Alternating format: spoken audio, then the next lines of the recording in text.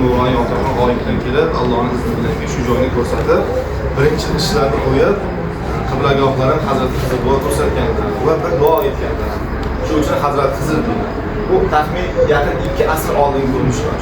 Mana bu yo'l tarixda buyuk ipak yo'li bo'lgan. Mana shu Hazrat Xizr shu uchun buyuk ipak yo'li chorraha ustida qurilgan tarixiy masjid deb nomlanadi.